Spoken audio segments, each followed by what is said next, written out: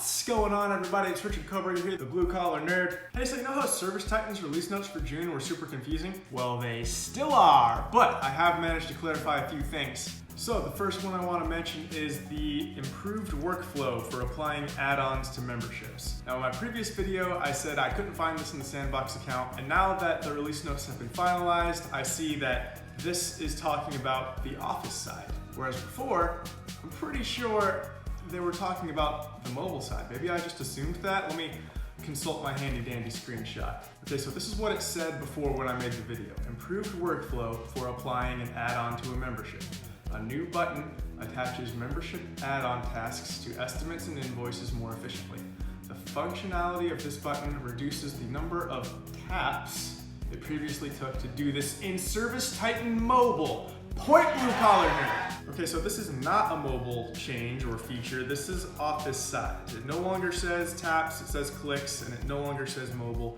And the screenshot that they've put in the knowledge base article is of the Office side. So that's what's happening there. Apparently we are calling these add-ons Office side, even though it says sub-item mobile side. So weird choice, but okay. Okay, the redesigned membership billing experience. Now I'm almost positive at this point that this is what I referenced in the previous video. It's that new workflow that has the automated billing rules and things like that. And I did link in that video in the description below to that knowledge base article about that new workflow. If you haven't seen that video, I'm gonna link to it up here, maybe up here.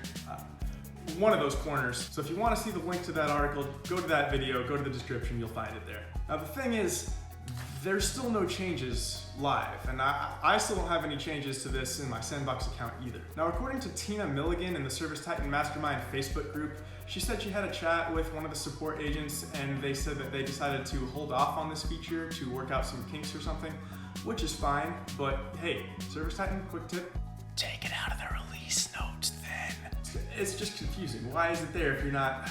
Okay, finally, and this one kind of blew my mind a little bit. Technician availability, visual improvements on the dispatch board.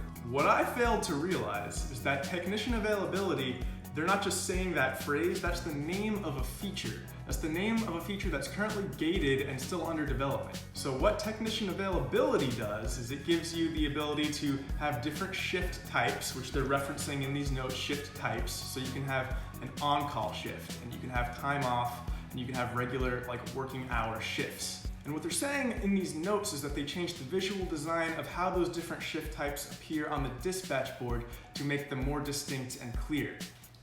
But here's the thing about that. You're referencing something in the release notes, the current release notes, that isn't out to the general public yet. So the general user base doesn't know about this feature. It's gated and it's under development. So when you reference it like I'm supposed to know what it is, I mean, look, I follow this stuff closer than most people, and this one flew under my radar. So, I mean, I'm sure some people out there knew about it. There's a lot of stuff like this, but nobody can be expected to know everything. That's what the release notes are for. It should have made that more clear. Overall, I mean, I stand by my original opinion that these release notes were pretty confusing. I think what's going on here is growth. ServiceTitan has just got a lot more employees now, and there's a lot of departments working on a lot of different things. And so no one person in the company really has a full encompassing scope of what's happening with the product at a single point in time. But that's what the release notes are. They're supposed to be telling us everything that's just happened, everything that just came out, in a clear and concise way that encompasses the entire product. So I get it. I mean, that's hard to do with a big company that has a lot of different departments and a lot of moving parts and gears that all have to work together. So I get it.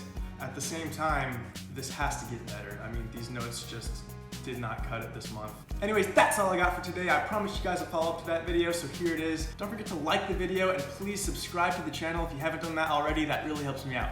Appreciate it.